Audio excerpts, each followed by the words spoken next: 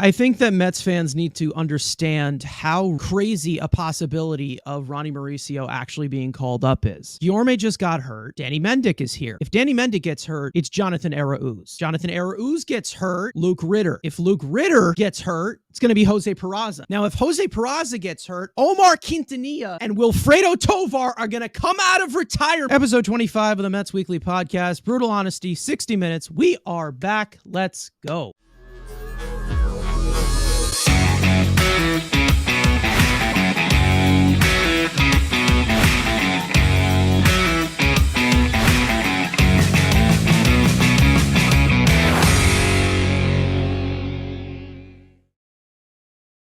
So for those of you who are new, make sure to subscribe to the Mets Weekly channel for content throughout the week, especially trade deadline season, where we'll have some extra content, some live streams, and all that great stuff. Follow us on Twitter, TikTok, all of our individual links that are in the description. So we are 1 week away from the trade deadline. The Mets currently sit in a place where they're weighing out the possibilities of buying and selling. We'll obviously get into that later. That's been the key with this whole entire season. I mean, you'll see a couple good performances, but again, they always end sour, never able to build on it. And again, I mean, we've talked about it episode after episode, but this whole idea of buying or selling, until they have a sustainable run where they actually could win, back-to-back series, dare I say, you're in sell mode. I mean, unless you got to be winning series after series when you are this far behind. You're under 500 for what seems like pretty much the whole season. I mean, it just seems that they're not able to build upon it. We're seeing still a lot of the same mistakes, lack of timely hitting, lack of production from a lot of key players, starting pitchers, some of the guys at the top not coming through. I mean, bullpen, like we've seen just the same problems all year long that I just haven't seen improvement. And I feel that if anything, you guys talked about it off air, but the lack of depth in this farm system is a major concern. And I think that it's something that, with the state the Mets are in right now, they really got to be looking in the long term. So to me, I'd still say full sell mode right now. That's where my head's at. Story of the 2023 Mets, the most inconsistent team, where, again, you can have one series where they're beating up on a horrible White Sox team, and, you're getting production. Maybe you're getting a solid start from your 39-year-old pitchers, and, hey, that's good, to now a fringe playoff team getting absolutely embarrassed. Whether it's buying, selling, it should be sell every rental and find if anyone who wants these older guys, ship them out of here. Because again, the farm system is like 3 to 4 players, which are all probably 3 years away. So if you can get anything for them, buy down all the goddamn money, give them all, free EBT cards at this point. We'll pay every single dollar you want on the contract. Just get them out of here and ship. Again, this team just needs to be nuked. Again, there's no sugarcoating it. They can do this. And maybe they win 10 games in a row. Yeah, maybe they can win 4 in a row. But again, it's just the story of the season, just an inconsistent bunch where you see, a couple of 1 or 2 starts from the guys. You're like, maybe this is the way they turn it around. And then they just get bombed. And you're like, you forget these guys are 40 years old and they don't have the stamina like they used to have. Again, like I can say over and over again, I just have not had fun whatsoever watching this team, whether it was watching them win 5 games in a row or watching them win 6 games in a row. It's never easy to win. And you can definitely just see the constant holes on this team that we talk about day in, day out, week after week. Finally, a chance to address that on August 1st, even though I really don't trust the guy who's going to be making the moves. So let's get into this week's games. The Mets began a 3-game set at home against the White Sox. Carrasco would take the mound, but only last 4.2 innings in an offensive floodgate. The Mets would put up a 5 spot against Lucas Giolito in the first, headlined by back-to-back home runs from the kids Brett Beatty and Francisco Alvarez. New York would continue to pile on from there. An RBI double by Francisco Lindor in the second, a solo shot by DJ Stewart, and an RBI single by Jeff McNeil in the fourth to make it 8-2 Mets. Taking us later into the sixth, who else? Francisco Alvarez launches his 19th home run of the season to give the Mets a comfortable 11-4 lead. Speaking of comfort, you'll never guess what happened next. Jake Berger, 2-run double, Yasmani Grandal, 2-run single,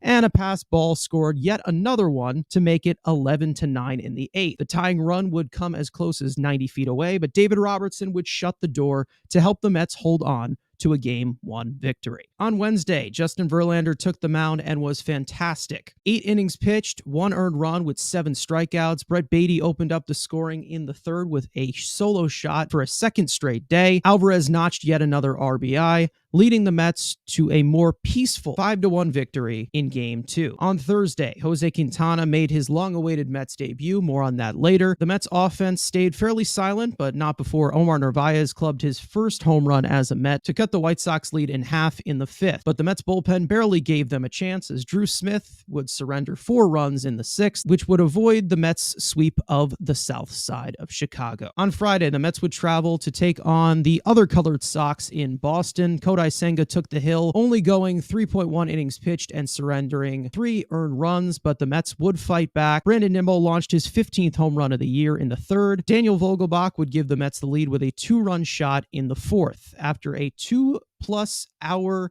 rain delay, the game would be suspended into the next day. At the 2 o'clock resume time, Grant Hartwig would come on to relieve Senga with 2 scoreless innings to protect a 4-3 lead. Brett Baty would tack on an infield RBI single in the 6th, and Boston would fight back but fall short as the Mets take Game 1 of the series. Later on that night, Game 2 began with Max Scherzer on the mound. He would surrender 5 earned runs on 4 separate homers in 6th innings pitched. Trevor Gott would make it even worse, surrendering 3 earned runs in relief and putting the game out of reach. The Mets kids would fight back in the 9th. Alvarez, Baty, and Vientos all plated RBI singles, but it wasn't enough as the Mets fell short in Game 2 in Boston, 8-6. And yesterday, Carlos Carrasco took the mound. It was nothing short of a disaster. 2.1 innings pitched, 10 hits, 5 earned runs, 2 walks, and 2 strikeouts on just 58 pitches. Mark Canha would have 3 outfield assists in this game, but that was pretty much all that was good of note, as the Mets dropped the series in Boston and currently sit at 46-53, now 7.5 games back of the last NL wildcard spot, and 10-7 in the month of July. Unfortunately, we saw a lot of same old, same old. I mean, we saw, Max Scherzer not getting the job done. We saw Drew Smith not getting the job done. And how about this? Because we haven't really touched on this at all. Trevor Gott. I mean, here's a guy who, the Mets have had these bullpen struggles all year long. And we say, get a new arm in here. Get somebody. Get anybody. They get Trevor Gott, who are like, okay, he's a decent arm. But once again, Billy Epler strikes with a guy who's absolutely terrible. I mean, and you could just add it on to the list of horrible move after horrible move after horrible move. I ask again, what has Epler done? Where are his good moves? I don't see it because it's just constant. Like, everyone he brings in is awful, and then the people they get rid of are good. Like, it's just, you can't make it up at this point. I mean, it is just so frustrating. I mean, you can't even laugh because it's depressing because this is just constant all the time. I mean, no matter who they bring in, and still, despite the payroll, a bunch of guys on this team that's just like, what are we doing here? Like, Trevor Gott is getting meaningful time. Dominic Leone, he's still on this freaking team. DJ Stewart makes starts. Luis Guillorme makes starts. Like, this is still happening. We have so many guys here who they just don't fit in this game of bait, in this modern era, in the past era. They don't fit any era. We just have so many players that don't get the job done. And it's just very disheartening when you know what? You have Alonso struggling right now.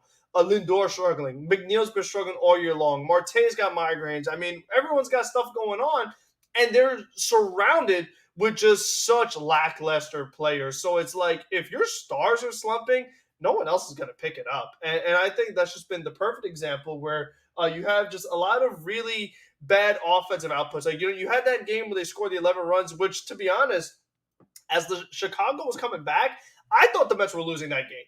It just felt like one of those games. It reminded me of like the game in Atlanta and all these other games where they had massive leads that they ended up losing the game. And you just feel so little confidence in this team right now. But you know what? It's like, then you put together, 2 runs against the White Sox, and this last game against the Red Sox, 1 run. Like, the offense, like we've said, it just isn't consistent. And we've just touched on that so many different times.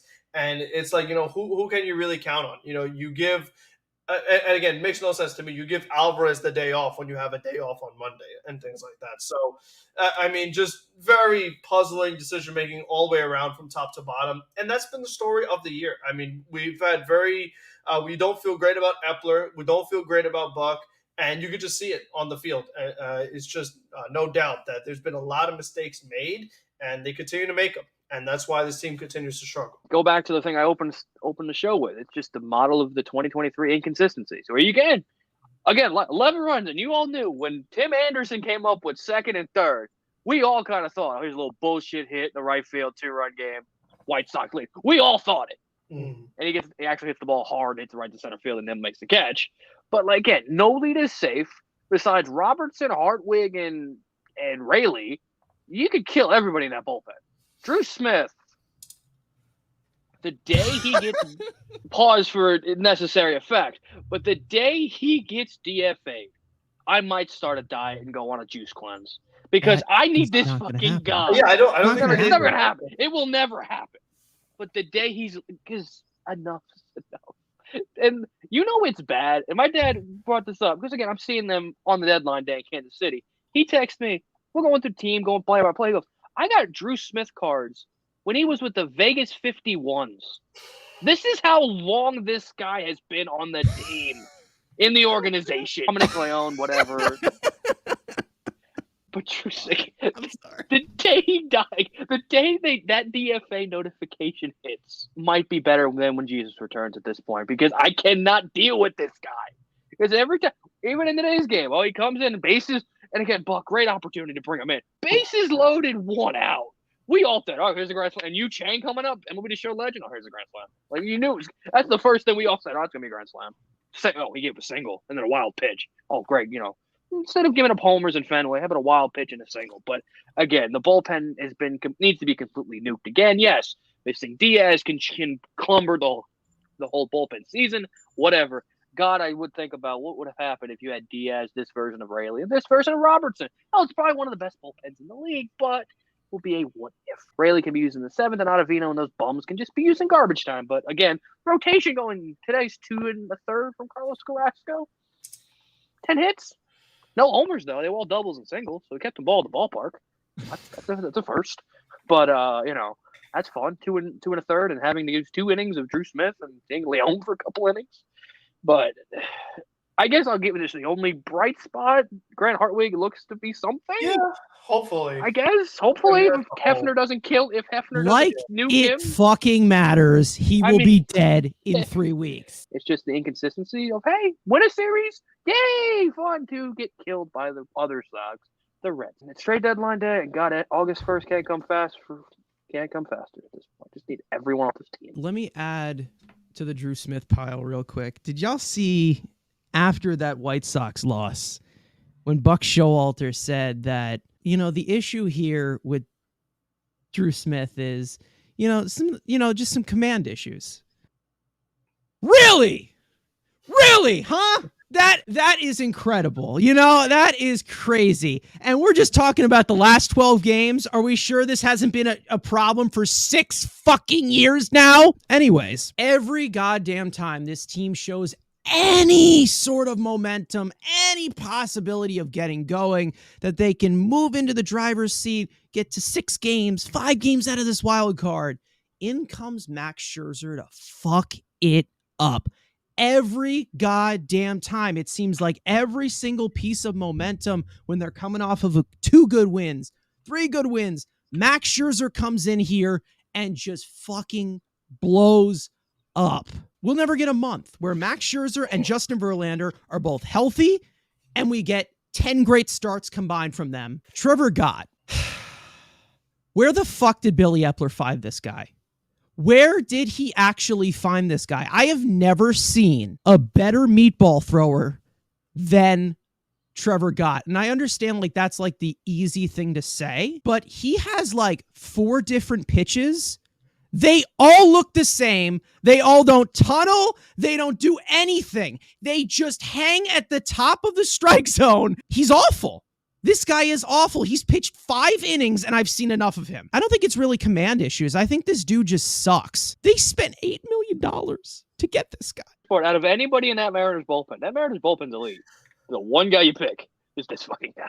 It's like, you could have picked, you could have brought Salcedo back. You could have brought obviously, the bigger, you could have brought Paul Sewald back. But this is the guy. You know what Billy Epler said? I need Trevor Gott. And guess what? Not only do I want him for $8 million. The funny thing is that you look at all these relievers that you brought in, and I posted this on Twitter. We can go on for days, being very, very specific. So specific. This is in the last 2 years that Billy Epler has been here. Relief pitchers that Billy Epler has traded for. So not signed, traded for. Joely Rodriguez, Philip Diel, the guy that they got in the Naquin trade, Michael Gibbons, not here anymore, Sam Clay, Jeff Brigham, Eliezer Hernandez, Vinny Natali, and Trevor Gott. Brooks Raley is the only quality arm that he has traded for, but he's 35 years old. And keep in mind that, when they made the Brooks Raley trade, you and Andrew both said this is the best lefty reliever in baseball.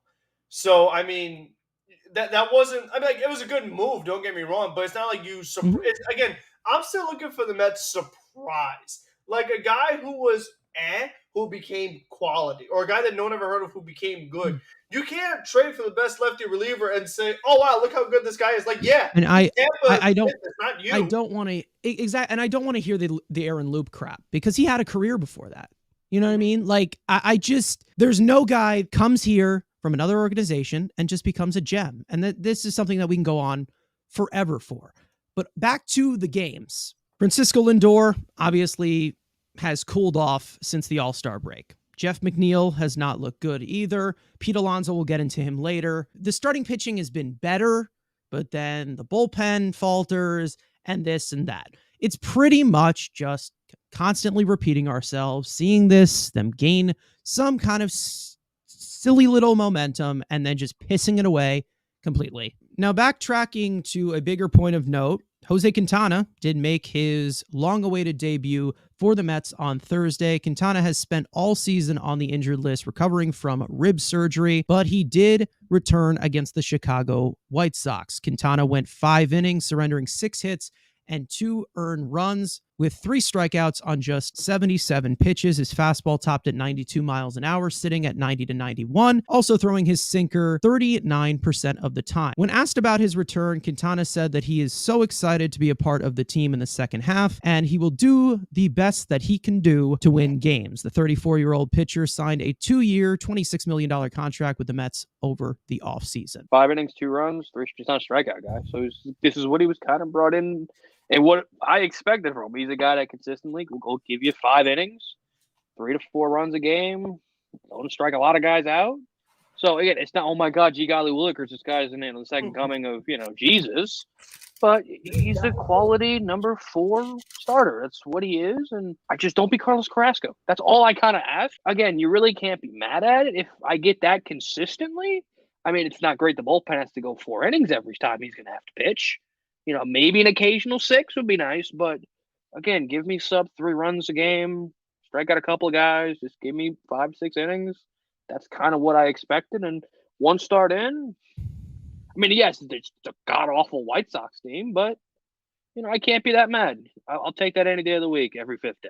You do mention 5 and fly in his debut here. He only did 77 pitches. So, he could have went 7 innings maybe on that pace, but obviously coming back from injury, you don't want to push it. Very tough to evaluate when a guy has such a long layoff. Again, this is Mets debut technically, and we're talking about late July. And again, like I've been saying all year long, such a weird thing that happened.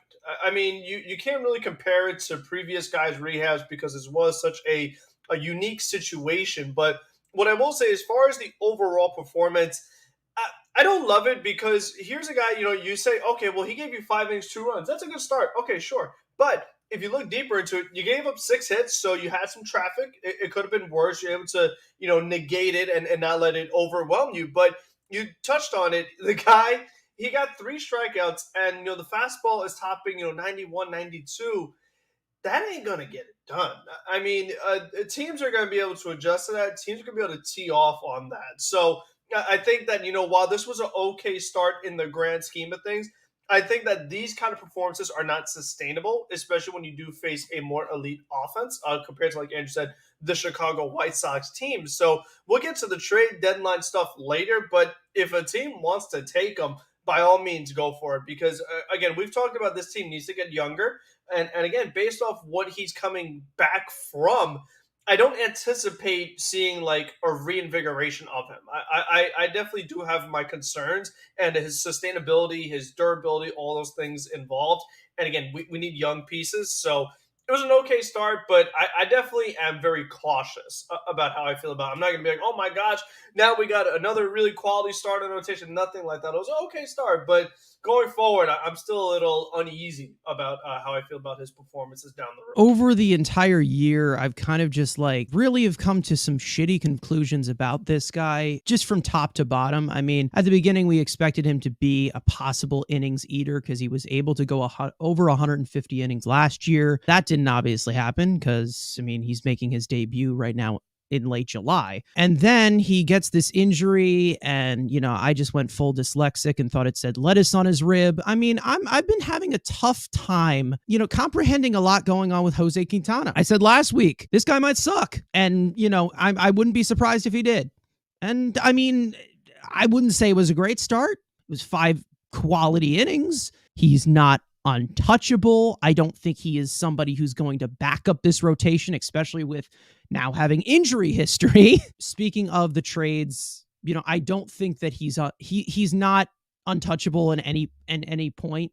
Even if this team goes on a ridiculous streak to the deadline, I don't think he's touchable at any point. It's kind of like how I view the whole situation with like Daniel Vogelbach, where he's been DFA'd, he's been traded before.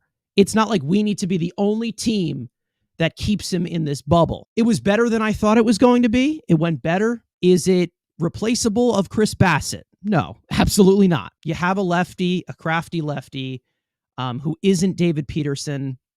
Sign me up. I believe that Quintana was more so a Taijuan Walker replacement. Meanwhile, Kodai Senga was more of that Bassett replacement. And as we saw, Senga, all-star team and things like that. So, you know, with Taijuan Walker, who actually is tied for the league lead in wins this year.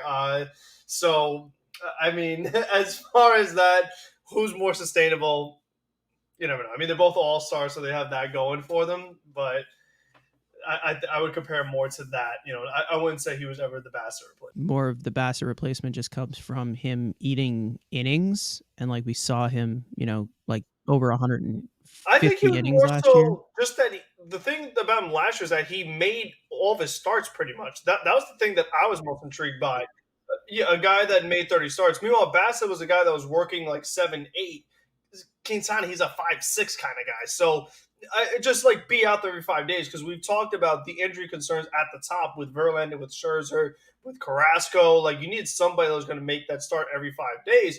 We thought Quintana would be that guy until he had, you know, this thing with the rib. As we all know, Justin Verlander's time with the Mets has definitely not been fun at all. Starting the year on the injured list with a teres major strain and then struggling to find this consistency since returning. A longtime scout had this to say on Verlander's struggles all season. My theory is that he had to work his tail off to come back from Tommy John surgery, pitched at a high level last year, and it took a toll, especially at 40. But I can't blame the Mets. You wouldn't have predicted this much of a drop-off. He's not the same guy. In terms of trade status, Verlander has made it clear that he is committed to winning with the Mets, but in Verlander's contract, he signed a 2-year, $86.6 million deal that includes a full no-trade clause, but reportedly the Giants, among other teams, have been monitoring the situation into August 1st. This is a situation where, again, he's coming off his best start as a Met, encouraging, and in the worst case, it just brings the trade value up a little bit, you know, because if you are going to move, but most likely he will be here for next year as well, because he has another full year before that option, and God knows that vesting option. Hell, I'm just putting him on a phantom IL. If we're like a couple innings too, and maybe he continues to pitch, I'm phantom ILing his ass the rest of the season, so he does not get that guaranteed option. But that's a question for next year. If anyone's interested, again, no player on this roster is off limits. Includes the AA. Anybody can be moved, in my opinion. Everybody at least should be, if a phone call and say, hey, I want so-and-so, see what they want. And if you can get a bidding war of teams that maybe he would want to go to, that's just better value for you.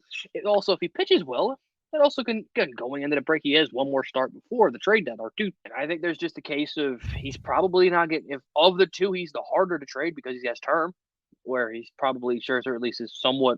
It's one more year after this. Sure, Verlander could be next year and the year after, so he'd be the harder of the two to trade. But overall, he's probably pitched better. He's pitched better than Scherzer this year. It's not saying much, but he has been better than Scherzer. At least he's had a couple of starts. You're like, okay, that looks good.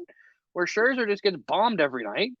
So maybe you can get a team to bite and you can get him on it. If, and he would like to move to a contender, it would be great. But at this point, it feels like you're just kind of stuck with him. And, maybe he just hopefully figures it out and can be maybe a 3-starter. That's kind of the best thing you can kind of hope for at this point at age 40. So that's for the next GM to figure out the 1 and 2 spots.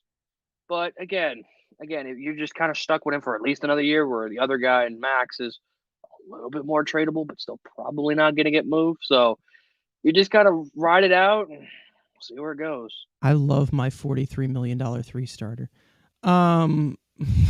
It's no secret that overall Verlander has been a disappointment for what the Mets paid for him, coming off the big Cy Young year and things like that. And he had a good start against the White Sox. He's had, a few good starts. I mean, we can't say that everything has been bad, but it still has not been anywhere close to what they paid for, what we expected.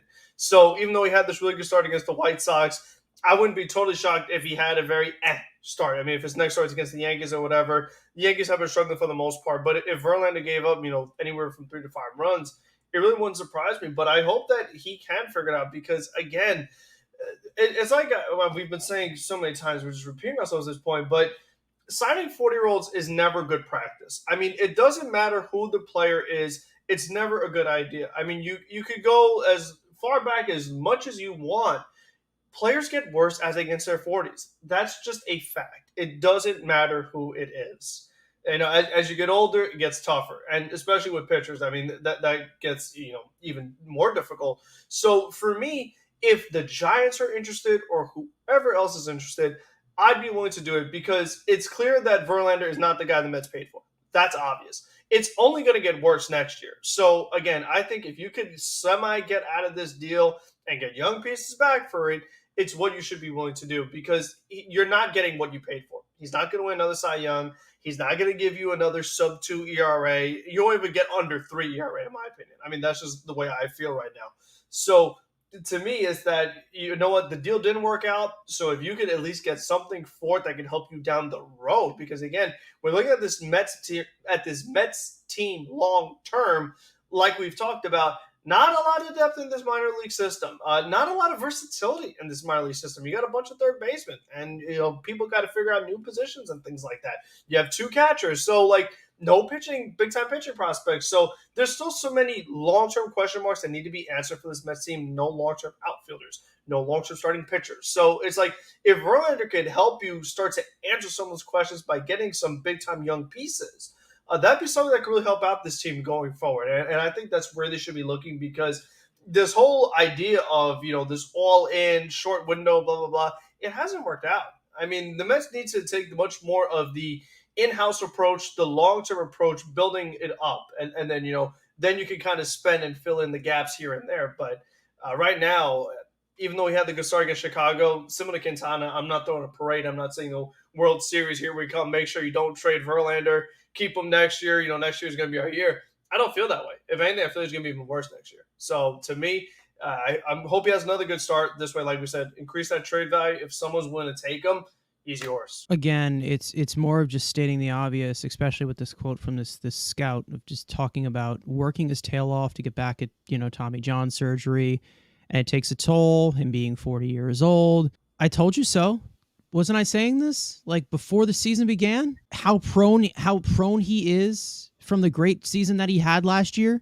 I don't think you could have predicted this type of drop off, but this is near the same level of what I actually would have expected from the actual expectation you gave $43 million to a 40-year-old. This is what happens. I'll say it again. I'll continue to say it. I have accepted wrong about Jacob deGrom. 100% wrong about Jacob deGrom. I always admit when I'm wrong. The problem is that they needed to accept that Jacob deGrom wasn't replaceable and not give this money to Justin Verlander. I understand this was the next guy, best guy available, but he's 40. I'm repeating myself once again. I don't see a possibility where anybody wants to trade for this guy. I don't see any possibility where anybody actually wants to trade for this guy unless they get it for free and you get nothing back in return. I got to be honest, when the Mets signed Verlander, I mean, again, it feels like it was a while ago now. I can't recall there being this really hot market where it's like there were multiple teams offering close to $40 million, like the way the Mets were for Verlander. I don't really remember that happening. So if that's the case, why would him performing, underperforming, make teams want to jump on him for the trades? Because again, the big problem with Verlander is the term of the fact that he's here next year. If it was a rental, I'm sure there'd be a pretty hot market. Someone would be trying to, take that risk and figure it out, and Mets pay off some of the salary. Fine. But I think that teams know, okay, he's not the Cy Young guy. He's not anywhere near the guy he was last year, and he's getting paid this much next year. Why would we get on that? So if there wasn't the market in the offseason where there was the maybe he's still really good to now he's definitely not good, it only makes it – he has less of a market now than he did in the offseason. So that's to me where it's like, okay, I mean, you could pay it off, but what are you getting back? You know what I mean? Like, two wrongs don't make it right. That's the way I like it. You got to get something big, in return, whether it's a young piece, whatever. Like, you have to get something. I'd love to know what Justin Verlander's market was in free agency because, it doesn't seem like there wasn't many competing deals because, the Mets jumped on him. It was right after DeGrom. A day or two after DeGrom was gone, right? Like it was that week. Day after DeGrom was done. Yeah. It was like DeGrom signed the day before the winter meetings, and then the winter meetings went right into it. So it wasn't a smart decision at the beginning, like I've said multiple goddamn times. I'm not surprised. And for those that say you can't blame the Mets because DeGrom just left, yeah, I can blame the Mets. They gave $43 million to a 40-year-old. Twice. At the end of the day, I'm not surprised that there's the drop-off.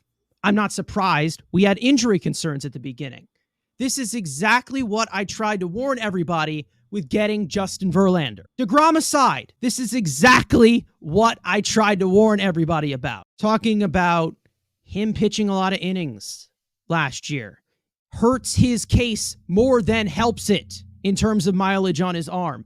Taking a toll, especially at age 40. If he was 32 or 33, I wouldn't say that. You look at how good he was last year, but 40 years old, it gets to a point where there's a reason to ignore it and go after the Evaldis, go after the Sean Manayas, go after those guys who can be in the middle of the rotation. You hit on Senga. Senga's good.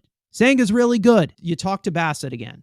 You fill those guys to make the rotation deeper. They've just completely screwed themselves, and other teams know they screwed themselves, and they're not even going to entertain the fact of trading for the guy. It's not going to happen. He is going to be on this team after the trade deadline. And you can say the same thing for the other pitcher as well, whether he waives it or not.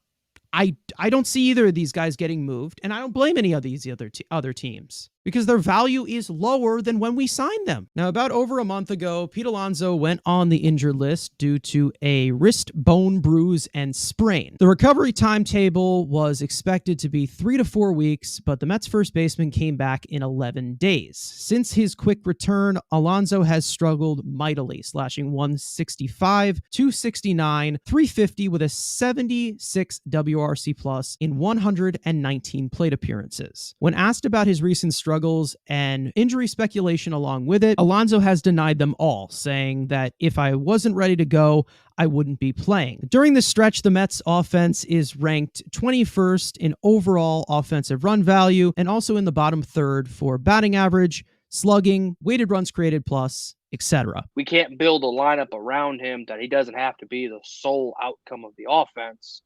No, we have to rush him back. But we clearly see he's still that wrist is still hurting him, or hand, or whatever. I forgot what his hand still is bothering him. And the strikeouts are just continuing to pile up. He's taking horrible ABs, and it's just he needs to be put on the IL and just let him take. This was when the injury was. What was the original diagnosis? 8 weeks, Wasn't it like, oh, he's gonna be on like out for a month and a half? Like that was 6 weeks, something like that. Yeah. 3 to 4 3 to 4 Yeah. weeks. Yeah. Yeah, so a month to a month and a half. He was back in 2 weeks. We just randomly saw the Cardinal series. Oh, Pete's back on Sunday. Like, what? Like we thought it was going to be, an extra 2.5 weeks to, 3 weeks potentially. Who knows what could have been. But no, we have to rush him back because we're forcing this. Oh, we're a competitive team because if this was 2011, shit, we would have the greatest team on money can buy. But no, we're in 2023, which we are the worst team money can buy 2.0. And again, with Pete, he's the offense. If he doesn't hit, we don't hit. If he hits, we're scoring runs because, again, the greatest GM we have ever had builds a roster like Helen Keller that he can't put any other, not even just secondary power, just the guys, some more additional guys. Had to put him because he had to get him back for the home run derby because, that was something. J-Rod gave him butt sex. And then, he's still not the same. He's playing hurt. And for a team that's going absolutely nowhere, it's just stupid. Like, just let the man go take 2 to 3 weeks. Shut him down. Like the All-Star game. All-Star game should have been the shutdown. We shouldn't have come back till after the All-Star game. But that trade deadline, when they go into full sell mode, put him back on the IL and put Vientos at first and just give him – they're not going anywhere. Just give him the time to – if it needs surgery, have him get the surgery. If it's anything, let him get healthy because guess what? Next year is his contract year. You're going to get a good season out of Pete Alonso because he's going to want to get paid after next year. So, obviously, you expect normal Pete. Add the fact that it's his contract year. He's probably going to want to be healthy for that because he's going to want to get a payday after next year. And since the Mets don't want to give him the extension instead of giving it to his gerbil teammate, he's probably going to feel, you know what, I'm going to test that open market, and I'm going to see what it costs. I want to top that Olsen deal. I want to top the Freeman deal. And, he's not better than those two guys, but hitting the open market, there's a chance he gets those numbers. So, again, it means nothing. They shouldn't have brought him back.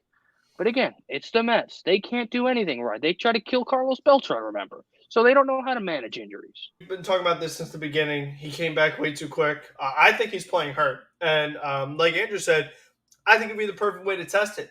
Put him on the IL, and if he comes back and he still struggles, then okay, maybe the guy just sucks. But if all of a sudden he gets healthy and is hitting again, it's like, oh, wow, maybe he was playing hurt. Like, there's the thing with Pete Alonso, and it goes for a variety of reasons, but he has too much pride in a certain sense. He overdoes it. He thinks that he's like this hero and this big thing that's like, I got to play hurt. I got to rush back. And you're not actually helping the team. And in a similar sense, you're not helping the team playing first base. Pete Alonso is a DH. And I really wish that he would just come to his senses, put his pride to the side, and realize that. Because I will go to my grave saying, I have a hard time, like on my hand, guys that have the worst throwing forms in the field I've ever seen in my life. Pete Alonso's in the top 5. That form is abysmal. And you saw it in the game against the Dodgers last weekend where he's trying to throw to second base. It sucks. Then he makes the error against the White Sox game that, went on with the Drew Smith implosion. He's not a good defensive first baseman. The guy is a great power hitter. Let that be what you do. Be a DH and let someone who actually is much more athletic, someone who's a little more mobile, let them be your first base because we've seen this guy run too. I mean, when is he just going to face plant in a big game, going down the third base line? I mean, when is that? That's bound to happen. So he tries to overdo it. It's like you just need to accept, like, okay, I'm not helping the team right now. It'd be more of a help if I could rest for a little bit and then come back at full strength because what I'm doing right now is not helping. Me playing first base with my awful throwing form and lack of mobility is not helping right now. I need to be a DH. But you can't because you got freaking Vogelback who doesn't own a glove, so you have no choice. But again, it's just like there's these things that need to happen if the Mets are going to be the best team they can be. And for me, like I said, if you are in full sell mode, get this guy healthy. I mean, like we've talked about, he's just so important to this team that if he's not himself, this team's going nowhere anyway. And if he's not himself, they're really going nowhere. So I really just want to see the guy get healthy because he was off to a great season before he did get injured. So I really would like to see them shut him down for a little bit, and then let's see what happens. That's one of the things that I've actually talked about, because there's no way, and again, I'm just going to echo what you guys are saying. There's no way that this guy is healthy because of how incredible he was before he got hurt. The guy was leading the majors in homers when this happened. I would understand if he was struggling all year, and then I'd be like, okay, yeah, maybe he's just regressed as a player. But no, he was hitting moon shots throughout the entire beginning of the season before getting hit by that pitch. This also is another point, which is just, this is out of complete left field, but I'm just going to put it out there. Let's not forget when Pete Alonso talked about them manipulating the baseballs due to the whole free agency class and things like that. Is there a possibility? I wouldn't be surprised if it was true that they're putting him out there so they can get a good value on his extension. They could get a good value on something in free agency. I don't think that's true, but again, I'm just going to put it out there. As for Alonso, we all know how I feel about playing while you're hurt. One of the problems with Taijuan Walker, Trevor May, guys pitching through injuries and making it worse for themselves. Feel the same way about Pete Alonso right now. I'm not here to make excuses. The guy is clearly hurt. I'm not making excuses for Pete Alonso. He has been extremely irresponsible in this stretch. Comes back in 11 days, expected to miss, 30 days, 35 days on that timetable, comes back in 11 days. You see the swings that this guy is taking. They're not good. That's not Pete Alonso. That is not the Pete Alonso that we know and love. And then, put the icing on the cake, he participates in the home run derby. Something that I remember Frank saying, I don't like this. I don't like him going to the home run derby. And then I talk about, okay, maybe this, this gets him going, because usually after the home run derby, he hits pretty well after that. It's happened before. But no, he's been on the worst stretch of his career whatsoever. And I'm frustrated with the team. I am frustrated with Pete Alonso. He got hit on the knee in tonight's game. Stayed in the game. I understand it's Pete Alonso. The thing is, he's always in the lineup. He is tough. He's a tough guy. He takes a lot of bruises. He gets hit all the time. They pitch him inside like crazy because they're scared of him as a home run hitter. But please go on the IL. Please go on the IL. If this team was in a better position, I probably would not have said it. Obviously, they don't want to play Mark Vientos at first base. They don't want to play him at all. We all know they don't want to play him, right? They don't even want him here. To be honest, I think he got a little too much sun today, so let's put him on the bench the next 3 days. If you don't like that, you have Luke Voit in AAA. Who cares? This team's going nowhere. They just don't want to put him on the injured list. He clearly is not healthy. And I'm not using that as an excuse. Pete is being very irresponsible. He is. And to be honest, I'm getting extremely annoyed with him. There is absolutely no reason for this guy to be playing right now. There isn't. There is no reason. Vientos is up here. He can play first base. Luke Voit is in AAA if you want to call him up. Fucking Tyler White. Call him up. I don't care what the fuck you do. Please, you can tell the guy is injured. Did you see what he said post-game? What do you say? Right on the knee. Just put some ice on it. I will be out there on Tuesday. Of course.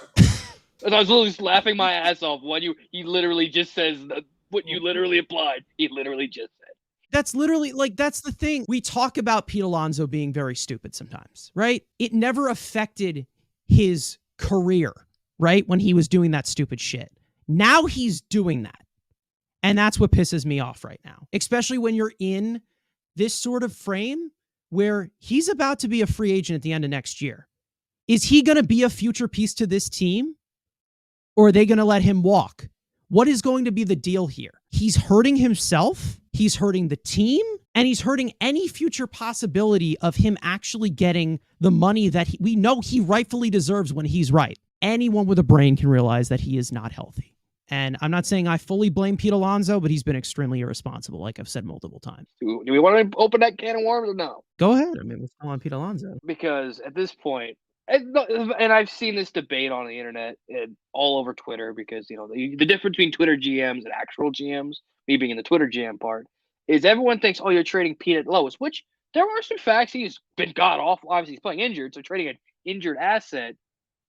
But he would be, if you put Pete Alonso on the market right now, he will get you anything better than anybody else.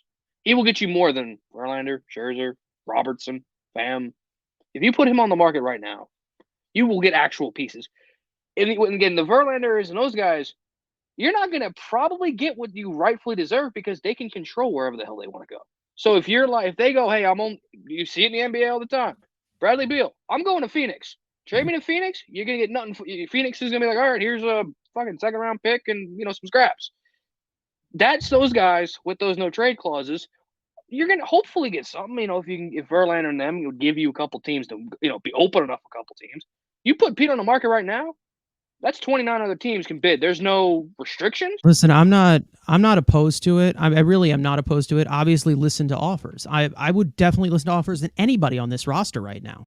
If they were to do that, I don't see it. I don't see him getting moved because I have just this ongoing thought of if they're not going to move McNeil, they're not going to move Alonso. You know what I mean? Like for some reason, it's like if they're not going to move McNeil, they won't move like the next most valuable for some reason it's like it's either these guys are attached at the hip or they're not. You know what I mean? The difference I think is with the contract. They got McNeil at the time with a reasonable deal. He's here for a few more years. Meanwhile, Alonso, like we said, I've been saying it. This guy should have been extended for years. Like years ago, he should have been extended, and it's not going to happen. I mean, I've accepted at this point he's going to go to free agency. So, and it's like we talked about when we had the debates with Conforto and all that. When it comes free agency time, it's a different ballgame. I mean, you could talk about guys attached to the hip, things like that. You can't let the guy walk and get nothing in return.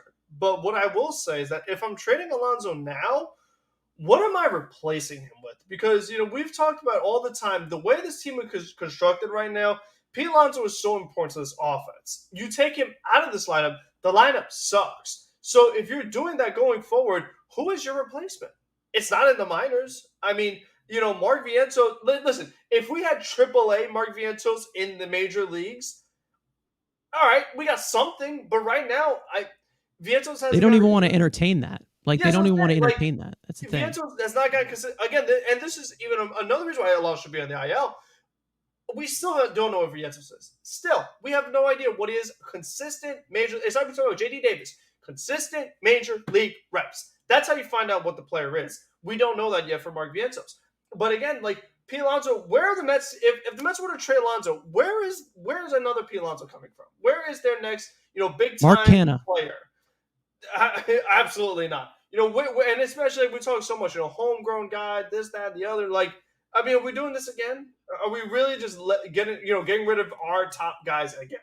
Because again, P. Alonso thinks he's the leader, but I mean, are the Mets going to do that? Because again, what are you getting in return? I'm really getting frustrated. I really am, because I know how good Pete Alonso can be. I know how good he's been his entire major league career. And seeing this shitty stretch because of something clearly wrong with him. He's clearly hurt. Because you can just tell with the guy's swing. You can literally tell the guy just looks like shit. And for some reason, they just don't want to put this guy on the IL. And I am praying that after the trade deadline, that's exactly what they do. He plays hero ball because he's going to have to be the hero for this team to succeed. We know he does, but I am not going to risk his performance next year. I'm not going to risk his contract year. I'm not going to risk that because I just want to save a few bucks. We need him to perform. Whether we'd have a ridiculous offseason or not next year, whether we get the Shohei Ohtani at the best case scenario, we need Pete Alonso to perform.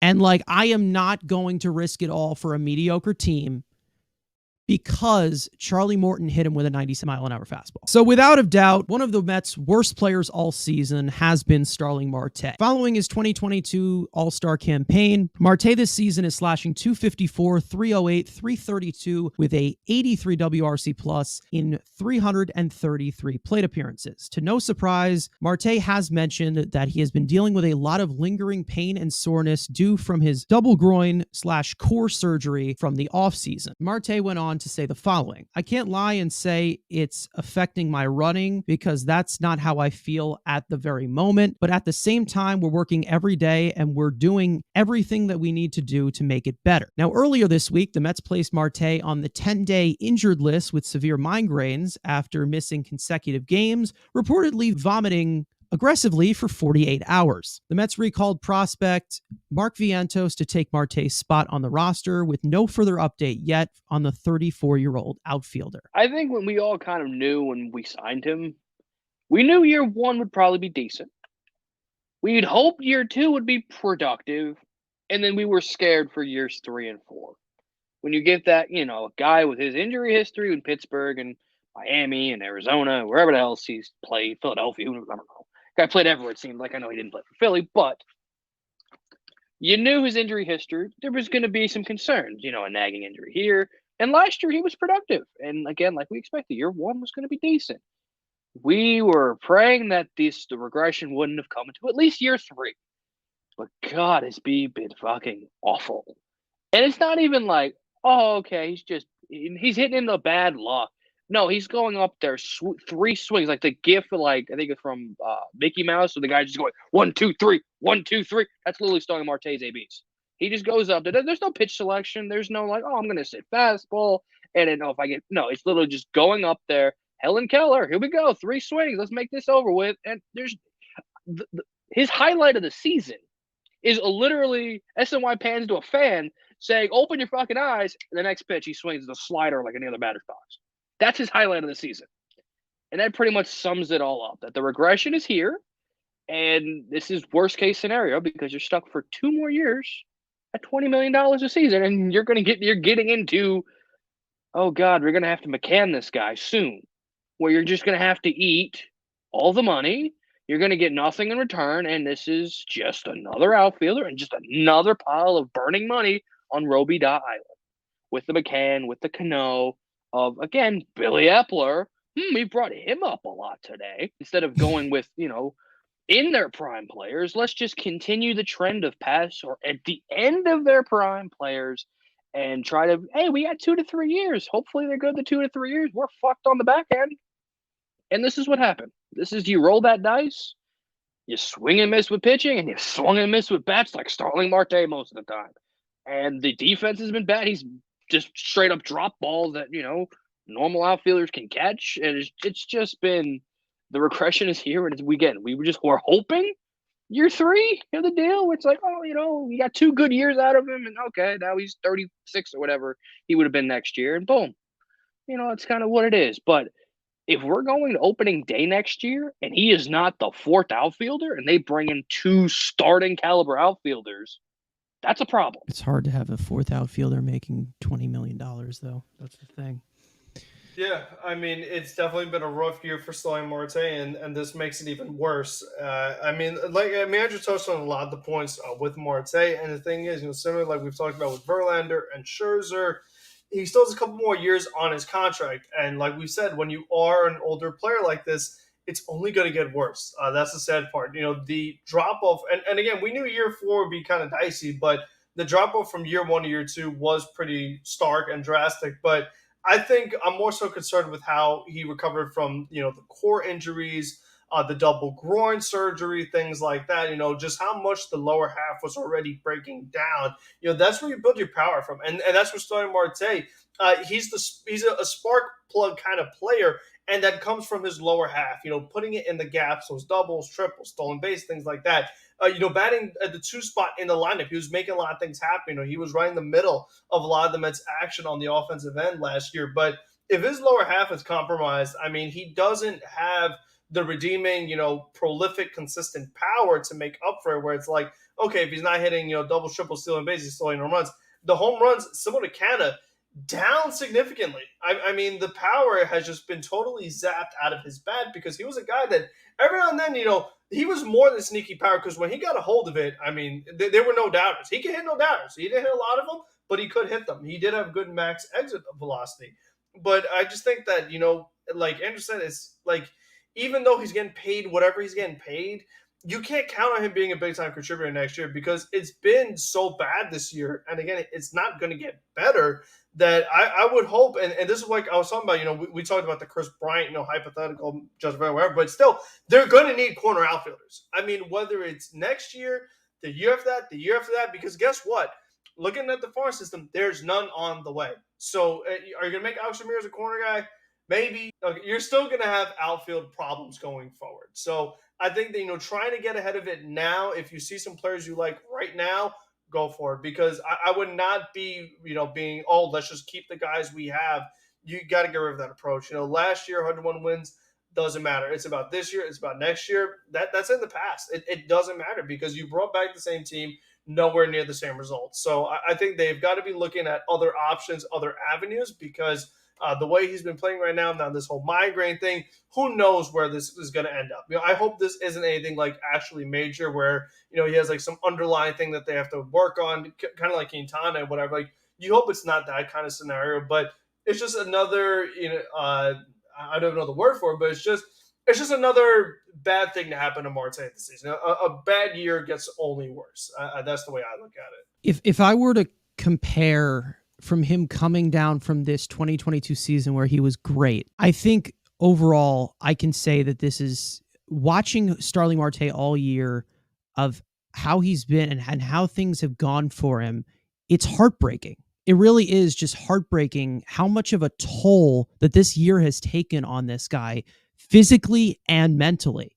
It's heartbreaking to watch. You actually showing emotion and caring for a Met, that's a fucking shock. Look what he did last year compared to this.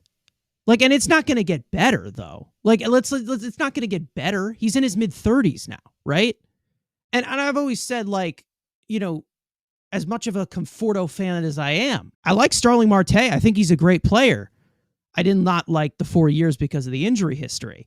And this is not just injury history now. It's kind of just this guy is mentally gone. He's physically gone. The guy is getting sick, for God's sake. Like, we're getting to one of those points where you don't know if you're going to see this guy on a baseball field. And it's come to a point right now where I am saying, shut this guy down for the rest of the season. I don't want to see him on the field. Let him get ready for next year. I don't think that he's going to be the starting fourth outfielder, but that'll obviously be a little bit talked about in a video for Andrew going down the line in this week. But this has been just depressing. It's depressing. He is the most depressing player to watch because we know how electric he can be when he's red hot. He's a great player at his best. And this is just worse than ever in the second year of this contract. This is worse than I could have ever imagined. We knew that there was going to be injury concern, but this guy is vomiting now.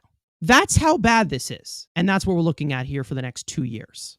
And I don't know about the back end of this deal. It's just tough. It really is. I mean, have we even got an update as to what his condition is? What's going on? What's the diagnosis? How long is the timetable? Like, we know nothing. Like, the guy was sick and had some migraines, and we don't know what's happening. I think Buck said something today. He's like, "Oh, he's only had a couple 3 good days." So that was literally all we've gotten since he's been put on the IL. Is Buck going, "Oh, he's had 3 good days today, so that's good." Like, thanks, Buck.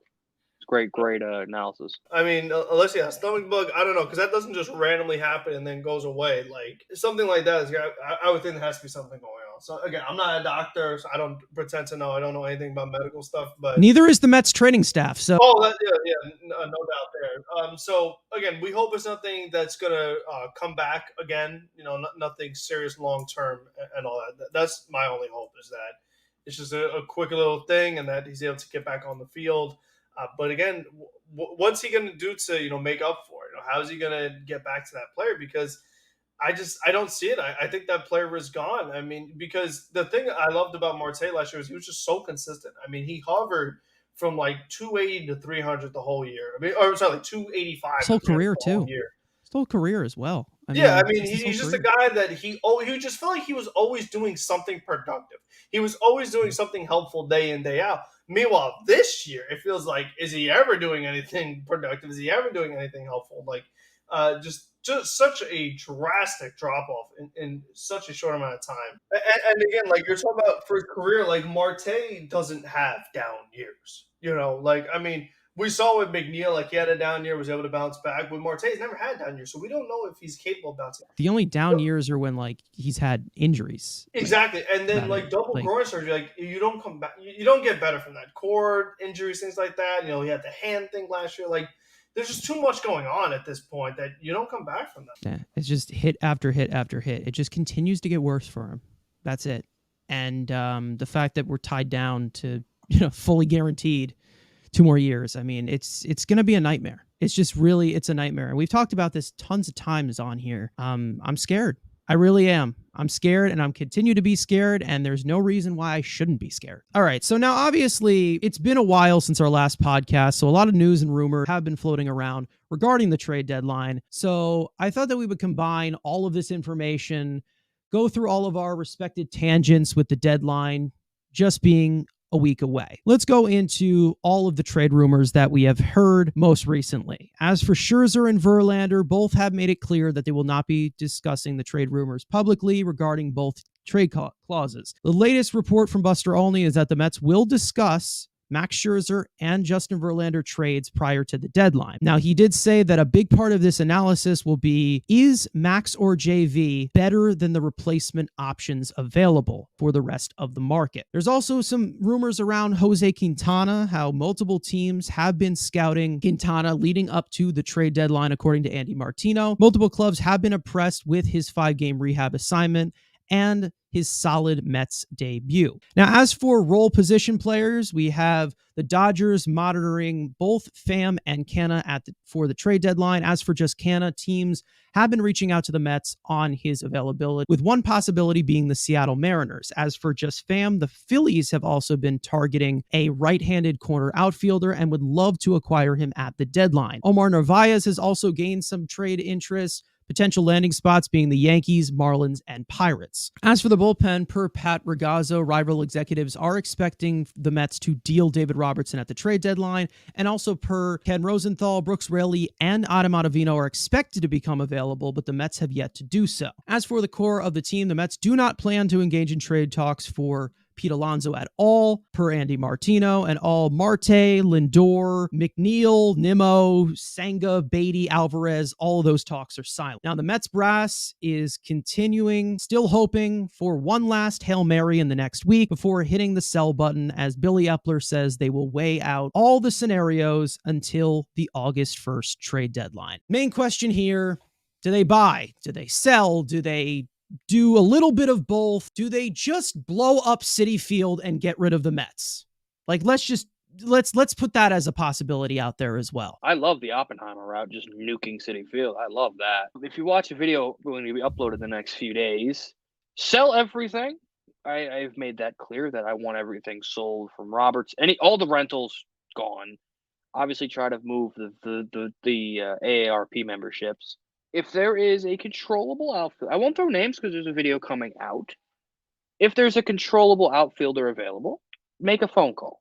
I'm not saying pull a trigger, but if you can get a guy under team control for a couple of years, there's a couple names out there. You can Google them or just watch the video coming out probably on Wednesday. But also, if you're not going to do that, like we've said, the upper outfield is a need, as well as pitching, which, pitching is obviously everybody's need, it seems like. You have some in the system. Yes, they're further away. There is no upper level outfield. So if it's in the Verlander deal, if it's in the Pham deal, whatever, if they can try to find a way to get a kind of AAA, one kind of call up kind of guy for the outfield, that would kind of be a great way to, okay, so you know what? We get a top prospect outfielder that could be put in the lowest AA if he's played most of the year this year in AA. I'm okay with that, to be able to put in AAA and then help the team next year, or at least in 2025, or at least a year and a half away, a guy who can help you. Obviously, again, find out, get the trade list now. First, I'm Billy Epler, which again, I'm better than Billy Epler. I've made YouTube videos showing rosters I've built better than Billy Epler, but I'm going to Max. I'm going to JV right now. I am putting a piece of paper in front of both of them. Give me your trade team list now. We're not going anywhere. Give me the teams now. So I have 8 days to try to get any kind of market for both of you. That, like, again, if you're going to limit me, I'm going to try to do my job, which, again, I do Billy Epler's job better, But Billy Epler's job is to get some kind of market and a little bit of a bidding war to get back. And yes, you're going to use Cohen's money to buy those guys down, which will bring the prospect capital up. If Scherzer just gives you Dodgers, you're screwed. But if they give me Dodgers, Diamondbacks, Giants, and then throw a couple American League East teams, now I've got a little something. Especially, I've got a little rivalry in the National League West. It's going to be an arms race out there. But if you can get a bidding war between, Diamondbacks, Dodgers, Giants have been playing well. Maybe they want to get in. They've already called for Verlander. If you can get a little bit of a bidding war in a division, especially maybe the AL East, they could use pitching. That's just going to give you the better return. But that's the first thing. Obviously, Robertson. I am also very high, and they say it in the video, bundle Pham and Robertson together. You will get something better if you bundle them. Go to the Dodgers, go to these teams, because you will get more if you bundle them together, and then bundle Brooks Raley with Mark Canha. There's ways to accumulate better assets because you're bundling your two best chips together, and then you're taking the underrated best chip you got in Brooks Raley and putting it with Mark Canha, who is a dude, but has some value to a fourth outfielder, potentially a corner outfielder. But you put him with Raley, that brings up that value for that package. If you're blowing it up and you're going full, you know what? This was not the right decision. Bundle them up and get the best capital better. Unless you can find a way to get individually, but if you can't get them individually, bundle them up and get the best package available to accumulate as much. If it's left-handed pitching, if it's outfielders, God, no more shortstops. I get up the middle guys drafting because, again, most kids play at 17-year-old. The best player is a shortstop. I understand that. Trades, no more shortstops. We need there's other positions. And no third baseman fat guys. Outfielders, pitchers. That's the need. Well, do I trust Billy Epler to do anything I just said? Hell no. Billy Epler's probably going to be like, what's 5 minutes to the deadline? I maybe should make a trade. Yeah, I mean, I'm really in sell mode. And the thing is that I'm just trying my best not to buy too much into the Twitter stuff because I'm seeing, this team's interested in Pham, and this team's interested in Canha, and this team's looking at Robertson, this team's looking at Verlander. If the Mets end up with, nothing and some of these guys don't get moved, I'm going to lose it. I mean, especially like we said with the rentals. Like, the guys like Pham, Robertson, these guys, you got to get something for them, anything for them. And like we said, it's that. And the one that really sticks out to me is the Omar Narvaez to the Yankees. It's such a perfect fit. Like, I don't understand how the trade hasn't happened yet because it makes too much sense. The Yankees obviously need for catcher right now with Jose Trevino being down. They could always use another lefty bat. I mean, it makes so much sense. And the Yankees, I mean, we talk about the Mets needing young pitchers. How many arms the Yankees have that the Mets could use? They have so many. I'll take any of them. Even like the Yankees have the surplus there. And that's where I like to see the Mets take advantage, is that if you have something that a team needs, but they have a surplus of something that can help you out, that's where you really should be targeting. Because what they need to do is, like we've said, it needs to be a little bit of mostly a rebuild.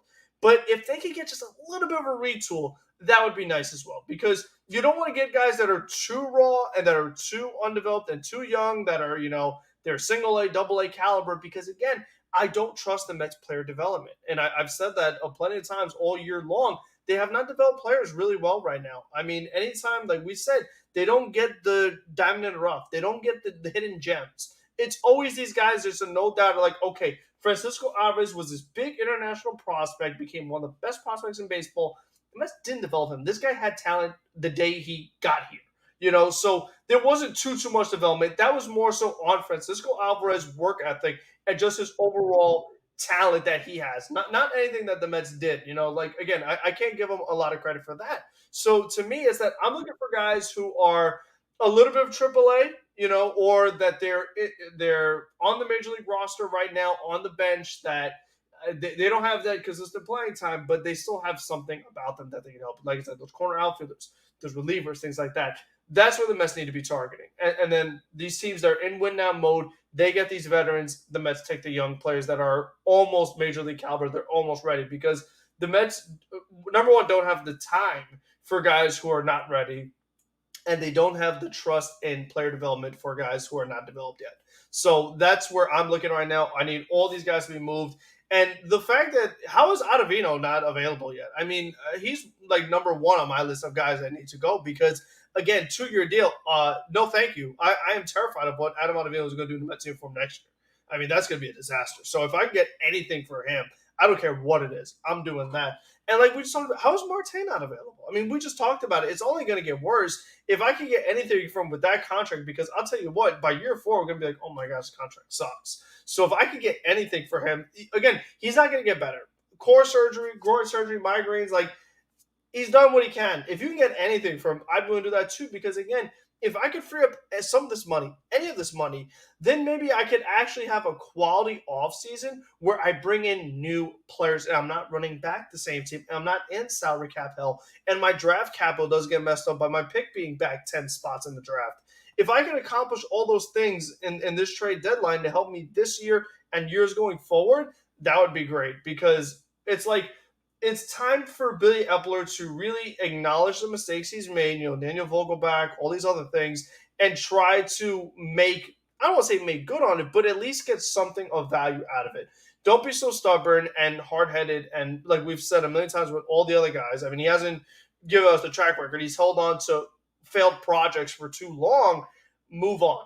I mean, let's get a new slate, a new batch of guys, young talent, and let's see what we can do, because we know who we have that is quality. We have our Alonso, our McNeil struggles here, but we have our Alvarez. Like, we have some things are set in stone. We have Diaz, like Nimmo. We have some things that are good, but there's a lot of other things that need to be cleaned up. So if they could just start on the right track and move these veteran pieces and getting these young guys in surplus from other organizations, that's where the real key is to me. Because again, like Narvaez is another guy who, to me, has to be top list of guys I want to move. I don't pay $10 million to a backup catcher. That's stupid. I trade him. Alvarez is my guy. I get an arm, and I'm good right there. I mean, that's the number one guy for me. You don't pay $10 million to a backup catcher. Oh, my goodness. Mister. With the intention of having him as the backup. Like McCann, they intended him to be the starter. But he was a backup catcher. He was, but... He was, but all-star.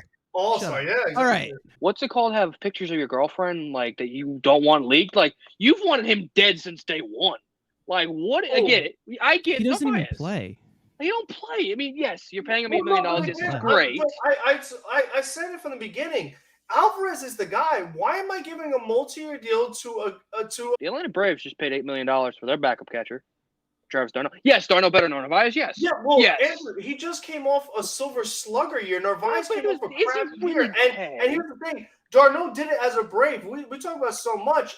Like, what have you done as a Met? Like, Narvaez, I was like, what why? He got us back into the game the other day. And then Drew Smith came. Is this annoying when people just give cookies out to catchers who suck? Oh, boy, does that... torture. Besides the point, you wanting Narvaez dead. You trade him to the Yankees, like, yes, we would want any of their young guys. Reality is we're probably getting Domingo Germán. I didn't say – I'm just saying any arm. Like, even if it's lower level, that's fine with me, because, again, the Yankees' lower-level arms are better than most of the arms that are in the Mets bullpen right now. That's the problem. Also, you said the golden rule, that the golden thing that GMs never will admit. GMs will never admit they're wrong. So Vogelbach would be here. Those fired. You've seen it in every sport.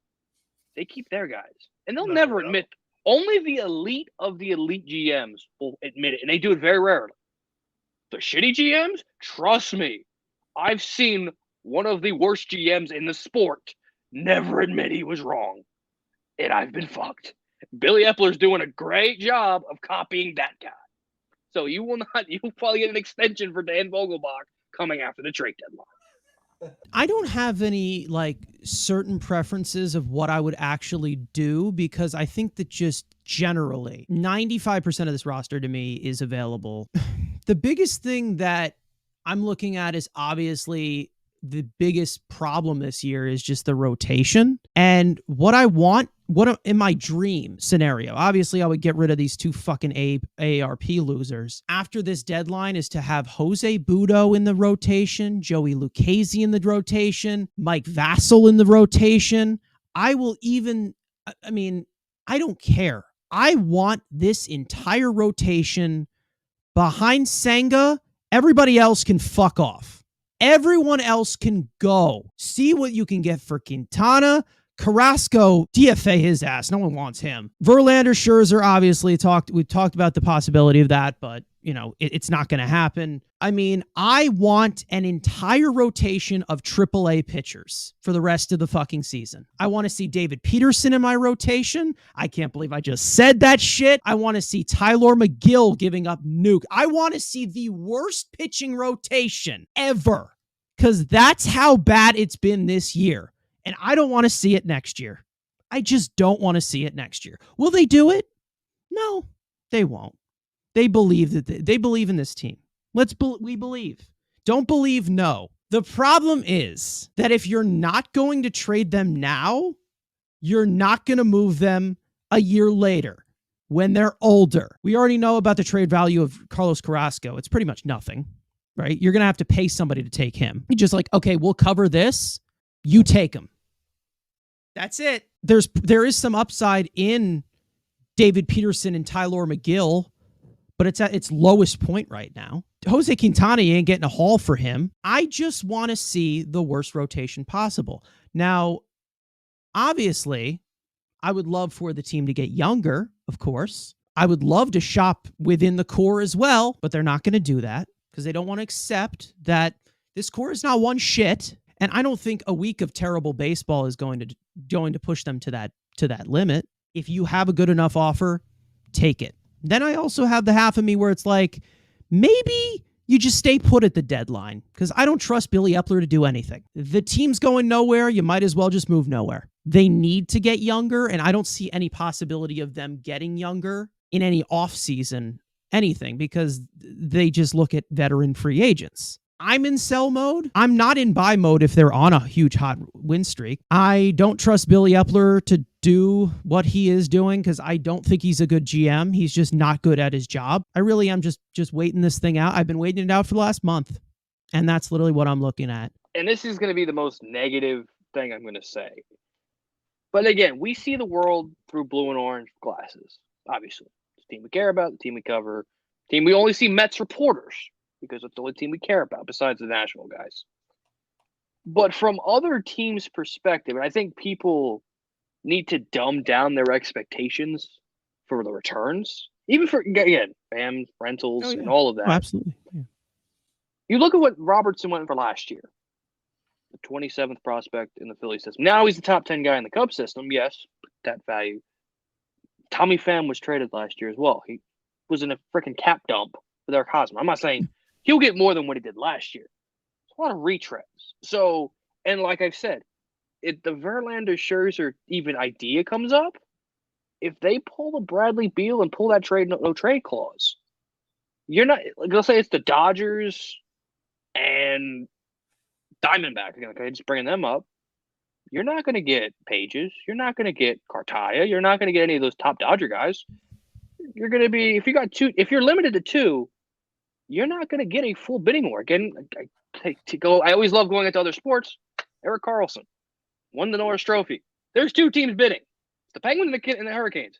If they make an offer and they stay put, there's no bidding war. You're not getting any better. Those are the two offers. You take it or leave it, unless you get a third team. And if Max and JV say, I only want to get traded to two teams, you're not going to get great value. So the fan expectation of returns for the rentals, you're not getting probably top 10 prospects. You're probably getting anywhere from 11 to 30, or hell, even unranked guys, maybe upside. Again, and like you said, I don't trust Billy Epler to do anything.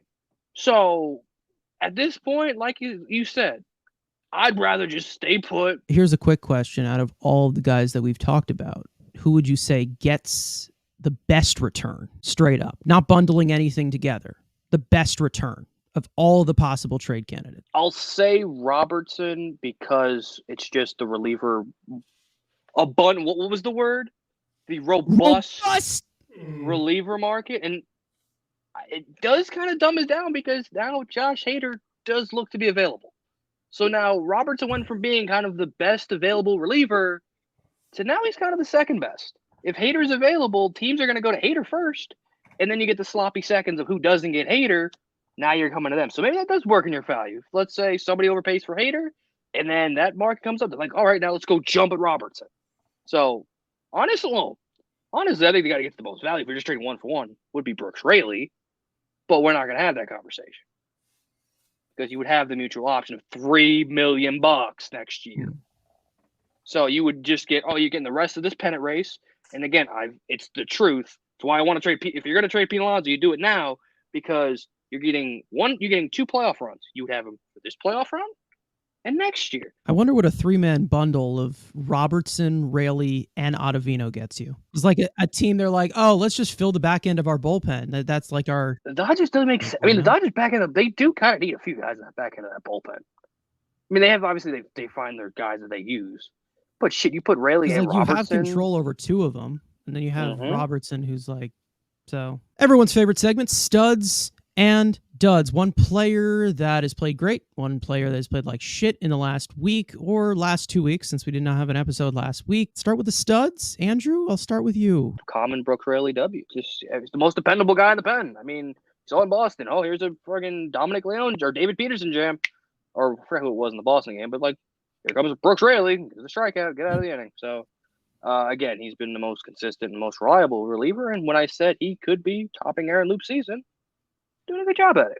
It's really tough to pick anybody. I mean, no one really earned it. To me, the one thing that I really liked, as the big fan I am, I love seeing Alvarez have the multi-home run game against the White Sox. So, for me, just for that moment alone, I give it to him.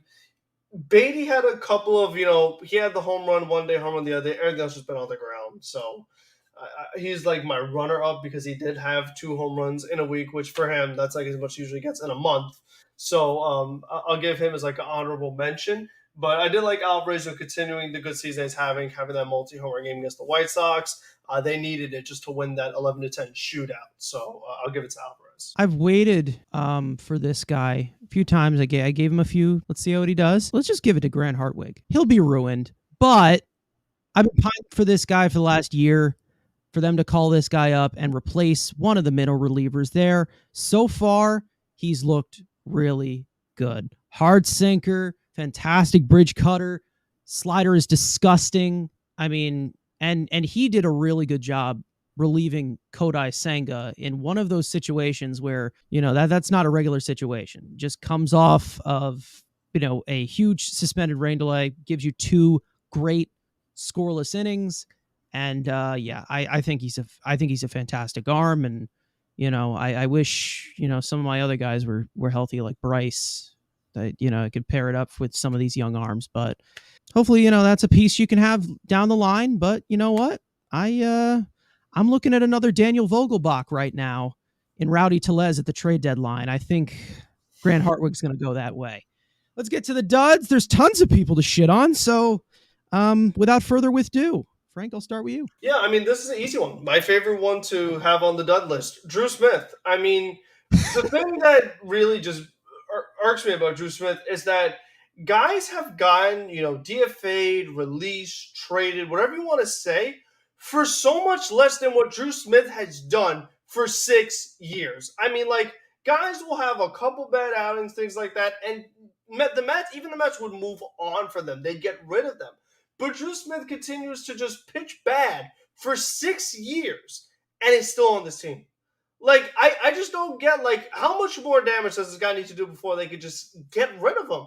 And he continues to do it week in, week out. I mean, he just comes in and just blow up after blow up after blow up. I mean, it's constant. It is like, I mean, I'm just so done with it. I've seen it for so long. I can't remember the last time that a Met who wasn't on a big money deal was on a team for so long just playing like crap and just torturing them without having a big contract attached to them. It just doesn't make any sense to me. The guy's getting paid nothing, but it's just been here for so long, blowing games. Insane. Well, I mean, I have a lot of options here. I'll just go with the most common, most recent one. Carlos Carrasco. I'm not going to say what I was going to say. I'm just going to say Carlos Carrasco because I feel like I will say something that will get me thrown off YouTube. I'm just going to say Carlos Carrasco. You could think about what I was implying. I think I'm going to go with the guy that I think I hate more than anything right now, that being Trevor Gott. Where did this guy come from? What is wrong? Like, why? Why does he exist? Like, for someone who's got like this sinker cutter slide, like he has a decent meta of pitches, they suck. They're awful. I hate him. Like, I have never overreacted to someone being this bad in such a little sample than this guy, because he's horrible. He's already cost us what? 3 games? 2 games? I don't know. Where did he come from? Where? What rabbit hole did Billy Epler stick his hand into, grabbing out a bunch of shit? Where the fuck did this guy come from? You pick Seattle. They're pulling guys out of Double-A at Arkansas who coming up here and just being like productive relievers. Calling Bryce Miller up, calling Brian Wu up. Like, you couldn't have won in that farm system. I say, like, everyone talks about the Brewers, everybody talks about all these other, Rays and the pitching factories. The most underrated one is Seattle. And you went into that pitching lab, and that's what you came out with? Like, you came out with you stuck your hand in that pitching for $8 factory. million. For $8 million. You paid for him. You paid for him. And you came out with Play-Doh shit. Like, literally, you went out with a fucking model of Play-Doh and dog shit. This week's rapid fire stories. The Mets have signed 19 of their 23 selections from the MLB draft. The only 3 overslot signings have gone to Colin Houck, AJ Ewing, and Boston Barrow. Following the draft, the Mets signed undrafted free agent right-handed pitcher Dakota Hawkins to a 6-figure signing bonus out of Washington State University. The Mets were among 10 to 12 teams in on Hawkins' market. Left-handed pitcher TJ McFarland to a minor league deal. McFarland was with the Mets organization this year for being designated for assignment earlier this month and electing a free agency. The Mets have placed Luis Guillorme on the 10-day injured list with a right calf strain after leaving Saturday's game in the 6th inning. Danny Mendick has been recalled from AAA Syracuse as the corresponding move. Former Mets pitcher Robert Stock threw the second no-hitter in Long Island Ducks franchise history last week. Stock pitched 5 innings for the Mets during the 2021 season. Parting words for episode number 25, everyone's favorite Met, Tyler Naquin episode. This one has been fantastic. That's pretty much explains the current state of this team. Tyler Naquin. We love Long Island Ducks. How has Billy Epler not gotten on the phone at this point? A no-hitter? Like, he had 3 strikeouts in it. I think 4 or 5. He couldn't even get the 5 strikeouts in it. Like, shit, I'd rather see him throw to fucking Carlos Carrasco at this point and Trevor Gott. And hell, I think we need how, like, soccer has, like, you can make trades with other leagues. I think a Pooh Smith for Robert Stock deal, both sides win. Last chance. We got a week till the deadline. We keep saying, the Mets going to buy, are they going to sell, are they going to get this big run, whatever. Here's your chance. Win out. Win every game this week. Make it a tough decision. Make it worth watching. That's all we ask. If you decide to stink again, all of you are gone. You're all fired. You're all traded off the team. So figure it out. This is your last chance. We've given you, how many months has it been now? Enough is enough already. Are you going to buy? Are you going to sell? This is your last chance to make your last miracle, Hail Mary push, whatever you want to call it. Last chance. One last Hail Mary. That's actually going to be the title of the podcast. To be honest, I'm just counting the days to the trade deadline right now. And for those of you who watch this podcast or watch a lot of the content, there's going to be some stuff coming out this week regarding the trade deadline. There's going to be some other videos placed in between. And then also, we're most likely going to be going live for the last hours of the trade deadline right here on the channel. And we'll see if this team is going to blow it up, or they're going to buy, or they're going to sell. We'll see what they do. We still don't know. It's a very pivotal spot because we are very close to a playoff spot. Very, very close. We are in striking distance of striking distance of striking distance. Okay? Yeah. Thank you guys so much for watching, listening. We'll see you guys next week for episode number 26. We'll also see you for the trade deadline and all of that content as well. We'll see you guys next time. Let's go Mets. And as for always, don't suck or suck. Who cares at this point? Bye.